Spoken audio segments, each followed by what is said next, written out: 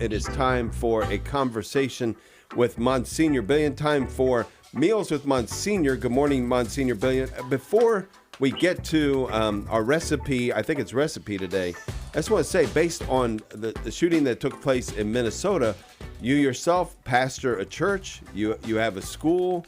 Kind of just wanted to give you a minute if you wanted to share any thoughts regarding what transpired there. Well, certainly, it's a very sad occasion, and our prayers go out to all the members of Annunciation Parish. We actually have a family here at St. Joseph, Sylvania, that came to us from Annunciation Parish. Really? And part of their family still remains, just lives down the street from the school. And so we want to just envelop them in our prayers, love, and support for the great tragedy that took place there.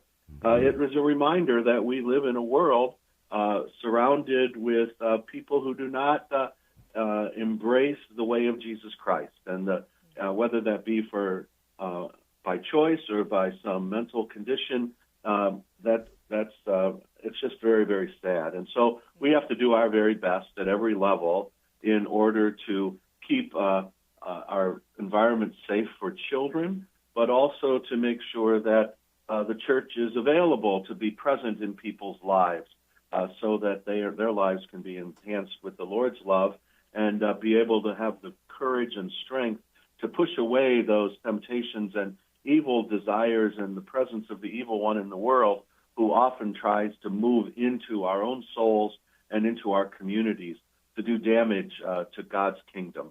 So we always have our work cut out for us. Yes, we do. And one of the ways we do that, one of the ways that we support one another, encourage one another, is by breaking bread together and spending that valuable time together. So what do you have for us today, Monsignor? Well, given that it is the Passion of St. John the Baptist today, and he was the precursor to Jesus Christ, and his dining enjoyment was with locust and wild honey. Ooh, a locust and honey recipe. I love it. No, let's not get carried away. But we learned that in both Matthew and Mark's gospel. That was his, but he was the precursor to Christ. And so now that Christ has come, we can dine in different things and try some different things in life.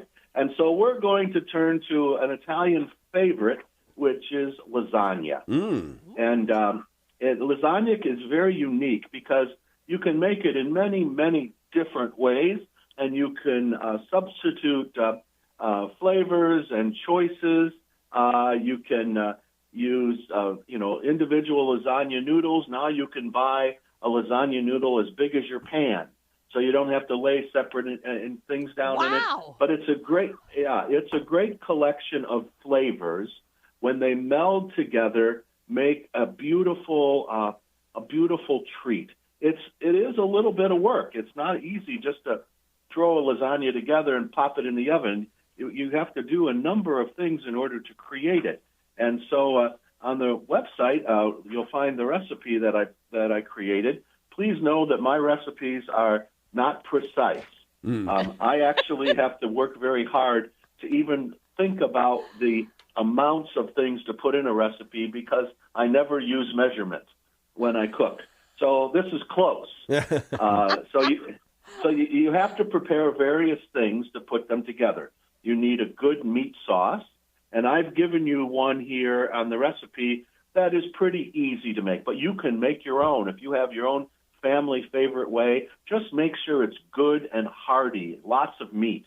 I'm suggesting that you use both sausage and ground beef in that mixture. Other people do one or the other or mix it with other things. But a good hearty meat sauce you need to create. Then you need to just simmer that sauce for a good length of time with the meat in it, even about an hour and a half. And I've given you a list of spices to put in that. But again, if you don't like one of those, don't use it. If you like another one, put one in. I'm suggesting parsley and basil and oregano, some fennel seed, some pepper, a little bit of sugar, not much, but taste it first, because sometimes our tomatoes are sweeter than other times.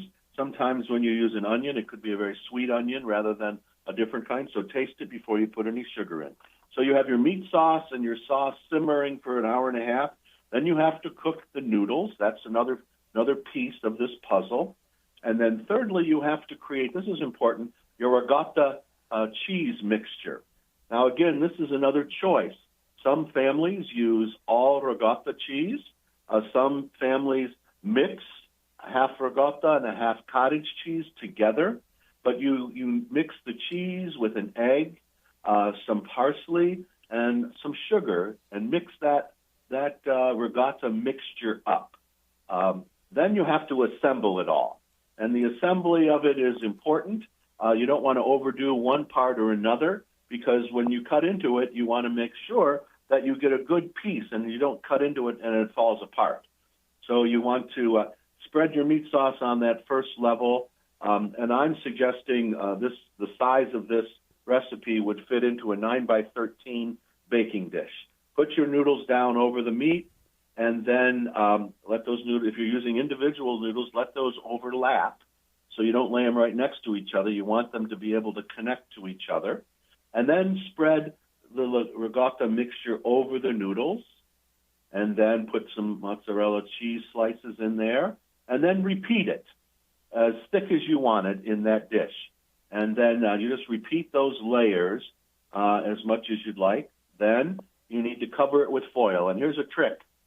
Take the back of the foil that's going to be closest to the meat, and spray it with one of those cooking oil sprays, so that if it does touch the meat, it doesn't stick to it, and it doesn't pull the meat or the noodles apart when you take it off.